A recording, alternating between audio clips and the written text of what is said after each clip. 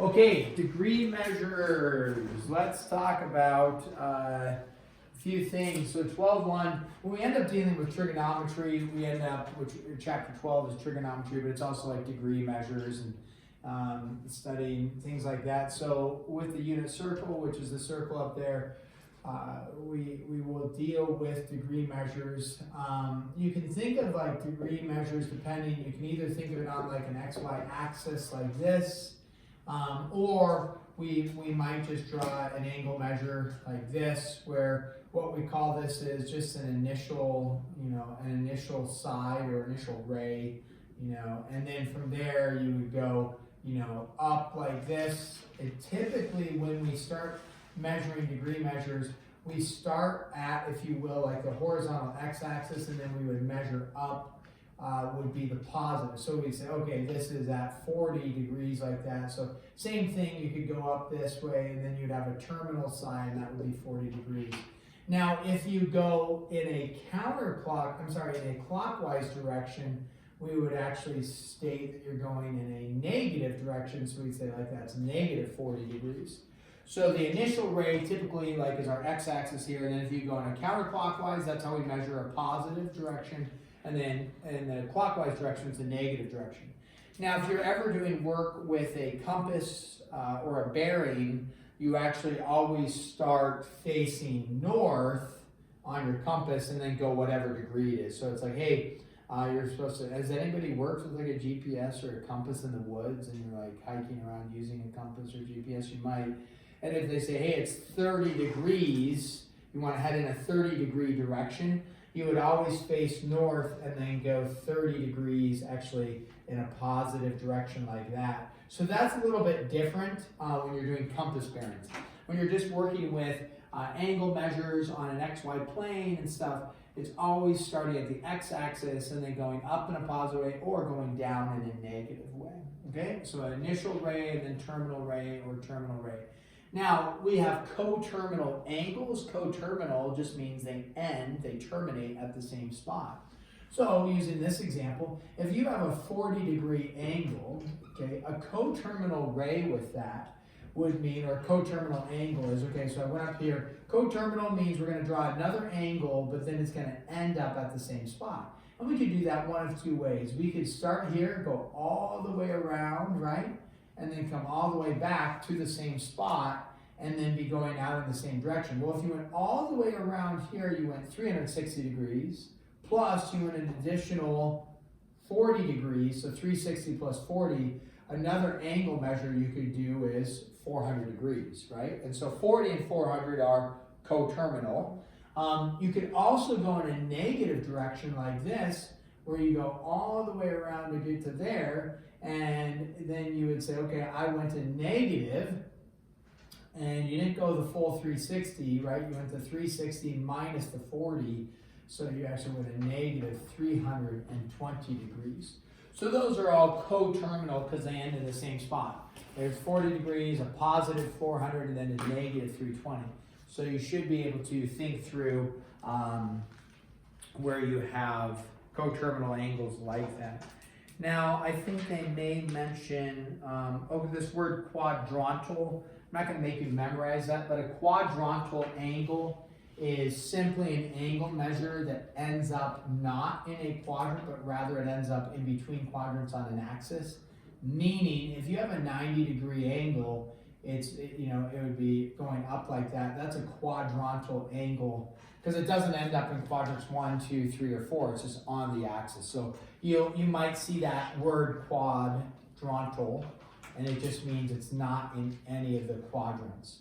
And then hopefully you remember this is basic from wherever you learned this, 5th grade, 6th grade, 7th grade, whatever. Quadrants 1, 2, 3, and 4. So it might say, hey, what quadrant does this angle fall in? Oh yeah, quadrant 3, quadrant 4, quadrant 2, quadrant 1. If it doesn't fall in a quadrant on an axis, it's called quadrantal angle. Okay, now let's go with this. Conversions of, we're actually just working with these in geometry. I don't think we did them in geometry, but we've started to teach them in geometry this year. Conversions from degrees minutes, seconds. I don't know if we've ever done this, so there we go. Degrees, minutes, seconds.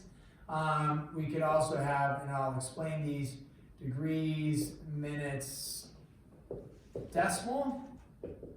Okay, or you could have degree decimal.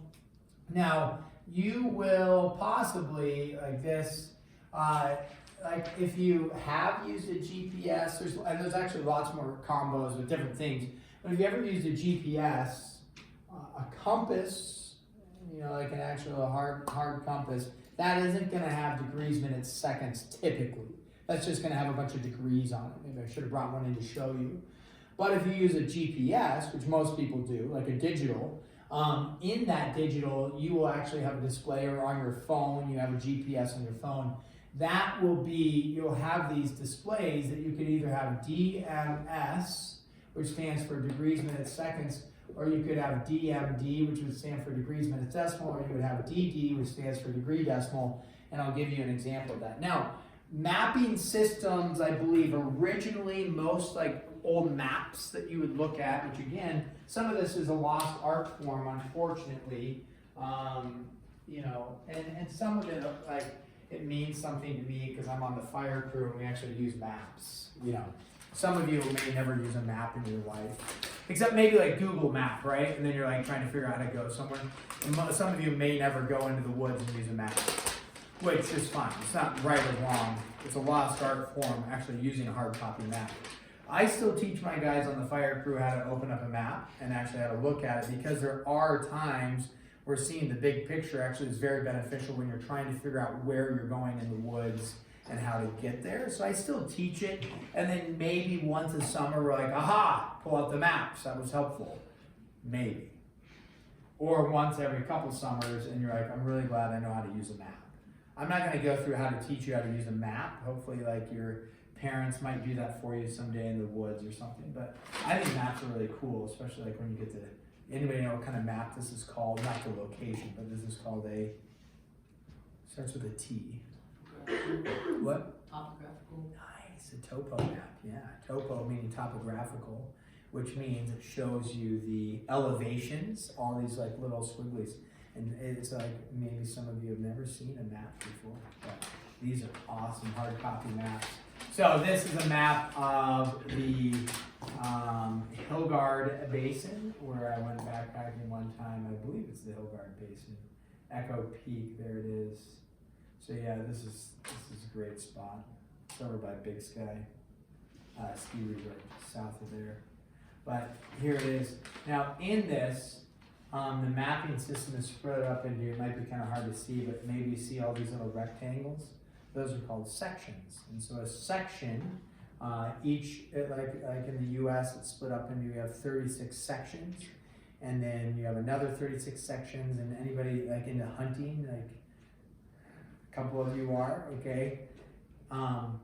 Your parents probably pay attention to sections, because typically I think it's number 36 is the state of Montana. The state of Montana received number 36 as its sections all over the state. Now they've sold some, acquired some other ones, but section 36 typically was. And the reason why you care about it if you're a hunter is state of Montana land is what kind of access? Private or public? Public. Public access. Is that a good thing for you if you're a hunter? Yeah, so you'd be like, oh, where's the section 36? And it's typically, now here it wouldn't show the ownership. This is just a topographical map with some trail systems that they put into these lakes. But you could look at this and you could see different things on this. Now, one of the things I just wanted to make a note of, and I can pass this around, you could take a look, is on the top it has 27, 30, I'm trying to think of where the other, here it is, that's what I actually wanted. 100 right here in the corner, I'll pass around. 111 degrees, 22 minutes, and 30 seconds. And so what they have it split up into is, rather than just degrees, they have it in terms of degrees, minutes, and seconds. And it's just a measurement to show where you're at. Now, what does that actual measurement mean? Like 111 degrees, 22 minutes, and 30 seconds. that type of measurement is based off of the GPS, which is Global Positioning System, right? Which was based off of not recent technology, but age-old technology of where they mapped out the Earth and they did things, mapping out the Earth, and you have the Earth here, and then it's a sphere. What do you call the line, a little science review, what do you call the line in the middle? This is, well, it is well, it's not a longitude actually, but it's a good attempt. It's a latitude, but specifically the one in the middle is called the equator. Yeah, good. So this is an equator, right? And then the other one going like this, the other direction is called the longitude, sure, but what's the one that's going down the middle? Ooh, nice. It's the prime, right? Prime meridian. And then here, where they intersect is 0 degrees. And anybody know what that spot is called, where those lines intersect on the Earth? Knoll Island. There it is. Knoll meaning nothing. Knoll, like the knoll set, there's nothing in there. So Knoll Island, where they intersect. And so then our location, or any location you're standing on in the Earth, is based off of that knoll set. So if we are, like here, if you are 100, if you go over this direction, now, you could go over, 10 degrees, 20 degrees. What do they mean by 20 degrees? Well, it's all based off of coming from the center of the Earth, right? So the center of the Earth comes out to 0, and then if you were to go this direction, it'd be 10 degrees, that direction, 20 degrees, 30 degrees, 40 degrees, or whatever, your degree measure you want it to be. And so if we have this, which says this is 111 degrees, we would go over to 111 degrees, and then that's for the left-right component from the knoll set from 0, 0. Then we have to figure out, well, how far up on the Earth do we go, right? So where is Montana? Are we above the equator or below the equator? Maybe don't answer, it might be embarrassing. Which way are we? Above the equator. So if we're going to go above, right, you would go above. Now, you say, okay, well, this is actually 111 degrees. If you actually go to the right here, guess where this is? This is also at 111 degrees. So it's based off of, and on here, I don't know if they have it listed. They don't have it listed. But it is 111 degrees west. Yeah, I was just looking if they had it. They don't. But what you would state is this is 111 degrees west, because from 0, which way did I go? I went to the left, which is to the west. If you go to the right, you'd be going to the east. Now, not all GPSs allow you to type in, 111 degrees west. So sometimes you might type in 111 degrees, and all of a sudden you realize you're way over here somewhere in like Asia. And you're like, what?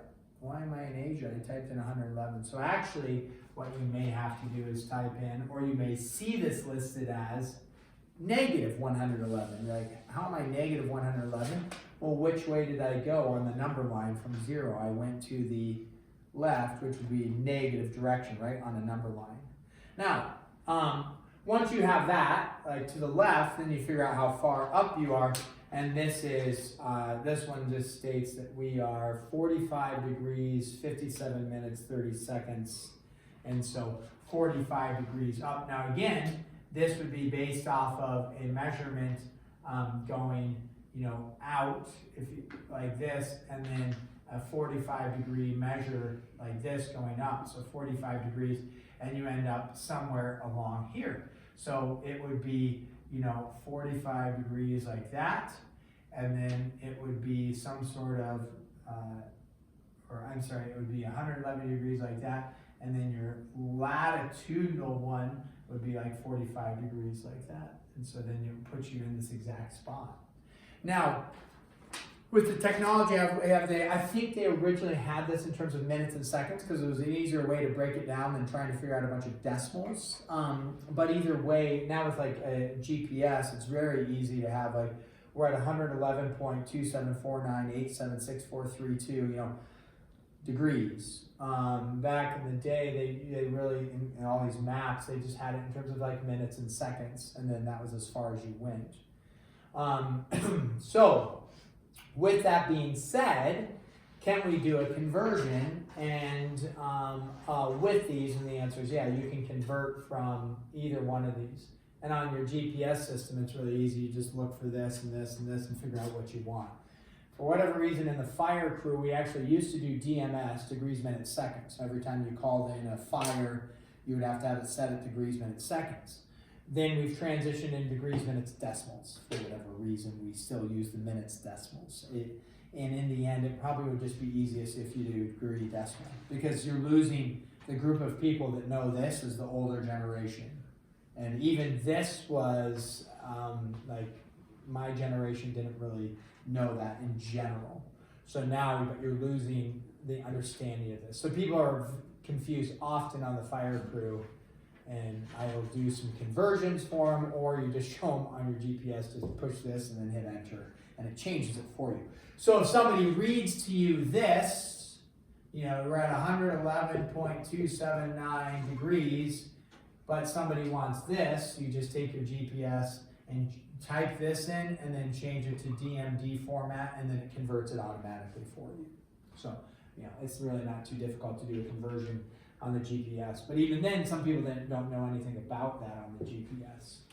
So, with that being said, and if you have anybody have a GPS watch, it's okay if you don't. You can find, it'll acquire satellites and find your GPS location on your watch. So let's say we have to do a conversion. Let's just, since I use this one, 111 degrees, 22 minutes, 30 seconds. So 111 degrees, 22 minutes and 30 seconds. So if you're like telling somebody, this is my location, typically this would be a little confusing. The general idea, you're calling your dad while you're hunting, or your mom while you're hunting, and you're out there and you're like, here's my coordinates. If you read them to this, they're probably going to be a little confused. But if you read them to, them typing it in, they may be able to, if you type in degree decimal, that's probably like the universal format. So if we were to do this, how do we convert it? Well, degrees, you can really think of degrees, minutes, seconds. If you just think of it as hours, minutes, seconds, it's all the same conversions as hours, minutes, seconds. So how many minutes are in 1 degree? Well, there's 60 minutes in 1 degree, the same as there's 60 minutes in 1 hour. How many seconds in a minute? There's 60 seconds in a minute, right? So it's the same type of conversion. How many seconds in an hour? That's something beneficial to know as we do conversions. How many seconds in an hour? There are 3,600 seconds, in an hour or a degree. So when we look at this, we say, okay, I have 111 full degrees. So when we go to do this conversion, you will not end up with 112.643 whatever. And that's impossible. Because it's like you have 111 full hours, if you will, and then you have 22 minutes. You can't go above 111 hours. You can't go below 111 hours. You have 111 hours. So when you do the conversion, you just make a note, hey, I have 111 hours, or degrees, I should say, and then some amount of decimal degrees or decimal hours. So how do we do the conversion? Well, if you want to convert minutes to hours or minutes to degrees, what do? Do you multiply by 60 or divide by 60? It's like back to junior high, right? Skills class where you supposedly learn some skills, some practical skills. People are like, wish I learned something I could use. Well, here's like a pretty basic, right? Skills class. 22 over 60, right? And then how do I convert? If you want to convert seconds to hours, as if you just want degree decimal, you would convert seconds by going 30 over. If you want to convert it all the way to hours, not to minutes, what would you go? 30 over, we already discussed this. Not 360, but 3,600. And then you would end up with 111 point something. Now to be below 0.5, because we know 22 minutes is below half of a degree, so you should have something below 0.5. And so you take this plus this. And then depending on how many decimals you want, maybe they say to the nearest hundredth, thousandths, nearest tenth, you know, you would just figure out how many decimals you want. So 22 over 60 plus 30 over 360, and what is somebody getting? You don't have to worry about the 111, that's set. You just worry about these parts there. And so what do we end up with? 375 exact? Yeah. Yeah, and that could be exact. So there you go. On 111.375. Nice. Okay, now here, let me do one here. I have pulled up our coordinates of our location in Missoula. We are at north. This is our location in Missoula, 46 degrees, 51.441 minutes.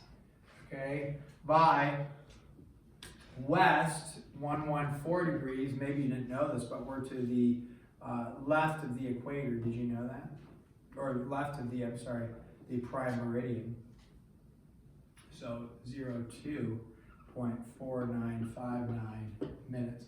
So my watch is set up in degrees.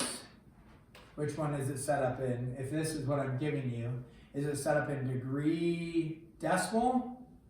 We know it's not degree decimal because we see a apostrophe there, right? Is it set up in degrees, minutes, seconds? No, because there's no seconds listed.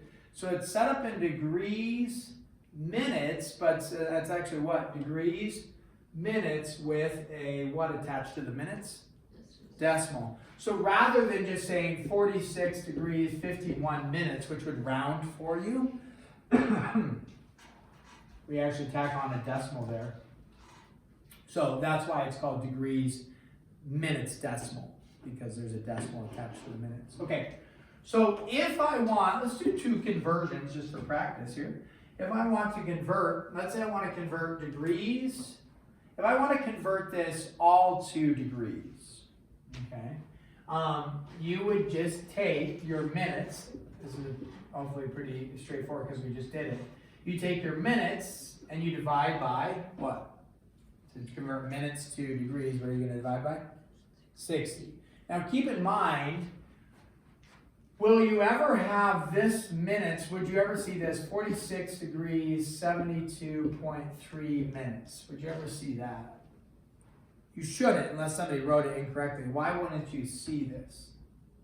72 is over 60. Yeah, 72 is over 60, right? So you would never say, oh, the movie is 2 hours and 75 minutes long.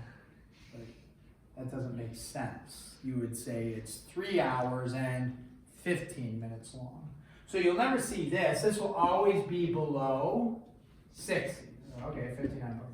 So here, you would just take 51.441, doesn't matter that there's decimals, and just divide that by 60, and that will give you degree decimal, right? So you'd have 46 point. Now we're going to be closer to 40, closer to like 0.8 or 0.9, right? Because 51 minutes is getting close to a full degree, so we're getting a little bit closer to that. You know, then we were over here, we only had 0.375. We're going to be going up. So what do we have? 46 point. Catherine's got it. 85735. 85735. You know, and however many decimals they want. Okay, usually just 3 decimals is going to be plenty when you're trying to, figure. If you're like going to a fire, 3 decimals is plenty to figure out where exactly you're at. Otherwise, and the satellites are pinging a little bit, bouncing you around. So this type of usually like even this stuff. The back end isn't that important. Okay, so that would be a conversion there. What if I wanted to go backwards though, and I actually want 441 minutes?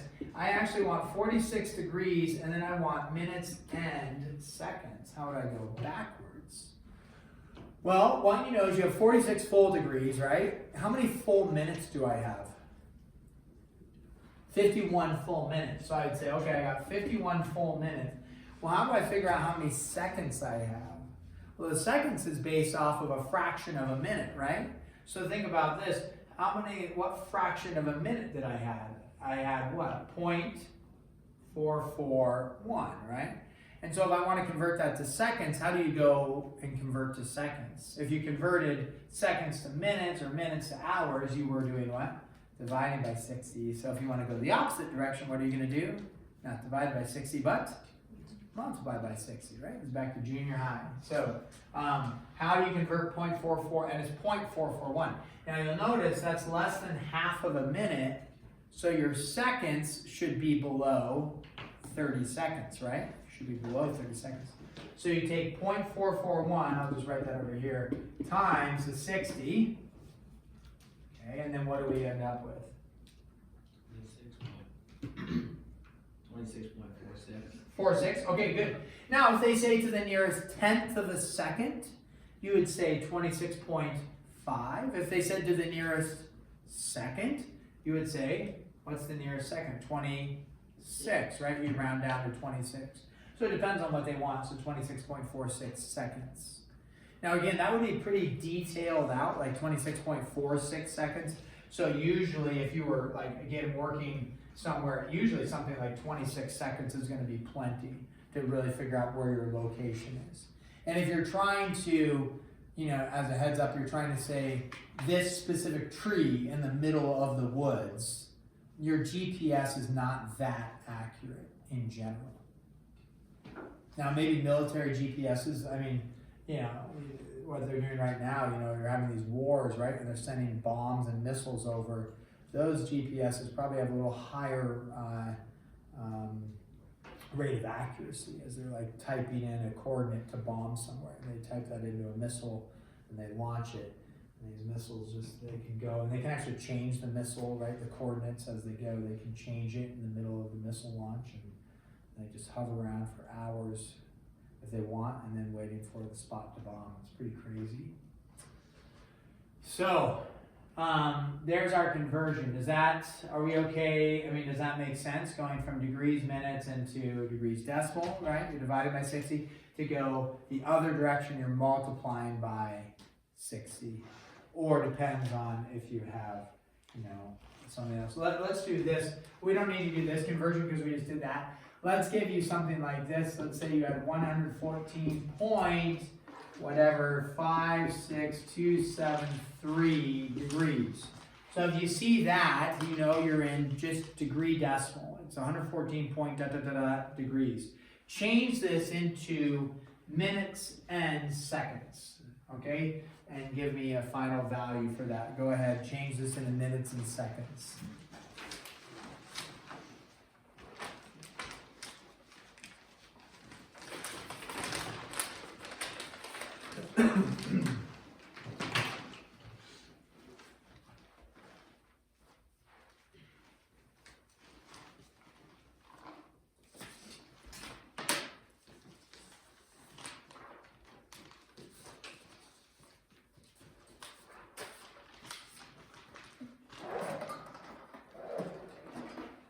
You check with your support team around you, see what they got.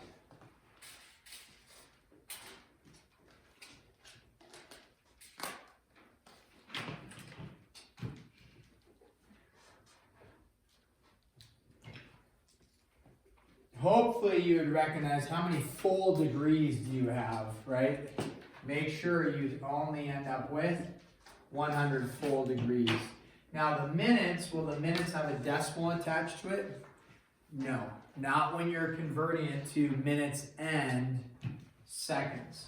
So now I didn't tell you what you should round the seconds to, you know, the nearest second or the tenth of a second or 100th, but make sure you have at least, let's say the nearest tenth of a second is fine.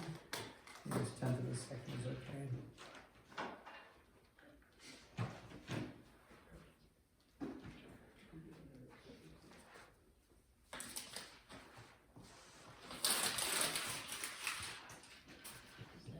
Okay, so how many full minutes did we have? If you think about this before we type in the answer, 0.56 is above a half a degree, right? So you know minutes should be above how many minutes? When you go to do this, you should be above 30 minutes.